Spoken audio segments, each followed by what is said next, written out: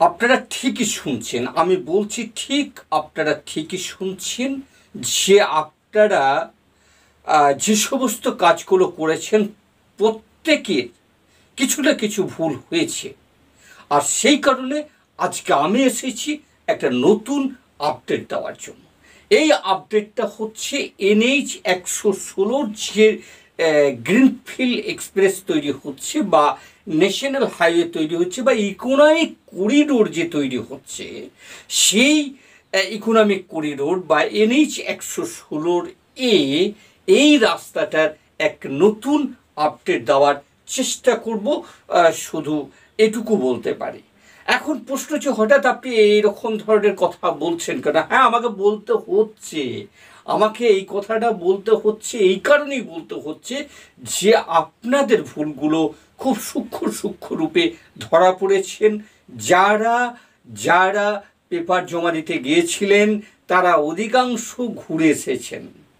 আমি আগে বলেছিলাম না, আগের এপিসোডে বলেছিলাম না যে ঘুরে আসতে হবে, কিন্তু আমার কথাগুলো আপনারা কেউ গুরুত্বের সঙ্গে বিচার বিশ্লেষণ করেননি অথবা বোঝার চেষ্টা করেননি। যদি বোঝার চেষ্টা করতেন তাহলে এই কাণ্ডটা ঘটতো না। আর তার জন্য আজকে আমাকে একটা এপিসোড তৈরি করতে হয়েছে। আবার আমাকে বলে দিতে হবে যে কোন কোন বিষয়ে আপনার গুরুত্বপূর্ণ ভূমিকা রয়েছে।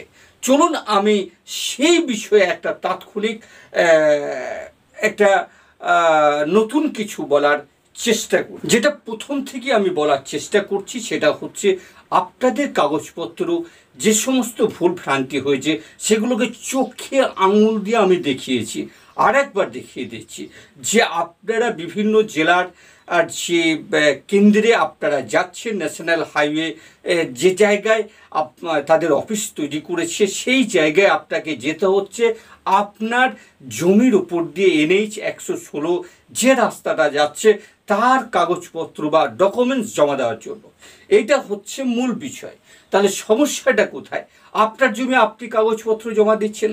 আমি উদাহরণ হিসেবে বলতে পারি, ধরে নিন শেখ রহমান আলী অথবা শ্যামল কুমার বন্দ্যোপাধ্যায়, এই দুই ব্যক্তির মধ্যে যে কোনো একটা ব্যক্তির 4টে ছেলে, একটা 4 একর জমির ওপরে রাস্তাটা যাচ্ছে। রাস্তাটা যাওয়ার সময় দেখা গেল দুটো ছেলের যে দাগ, সেই দাগের ওপর দিয়ে রাস্তাটা যাচ্ছে। সরকার কি করেছে? সরকার করেছে 4 জনাকেই নোটিশ, অর্থাৎ 4 ছেলেকেই নোটিশ করেছে এবং 4 জনারই মানে জমির টোটাল ওই যে জমিটা রয়েছে 2.5 একর বা 4 একর বা 5 একর যে জমিটা রয়েছে, ওই জমির সমগ্র কাগজপত্র ফ্রেশ কাগজপত্র নিয়ে আপনাকে হাজির হতে বলছে। কেউ কেউ তারা ফ্রেশ কাগজপত্র নিয়ে হাজির হয়েছেন, কিন্তু ম্যাক্সিমাম জনাই এই কাগজপত্রের প্রতি উদাসীন আছেন, যার ফলে আপনাদের টাকা কিন্তু আটকে যেতে পারে। না, আটকানোর কিছু নেই।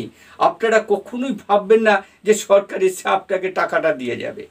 একটা বিষয় আমি বলতে পারি যেটা করবে বলে আমার মনে হয়, যে ওনারা কিছুদিন বাদে পুজোর বাদ ওনারা আসবেন।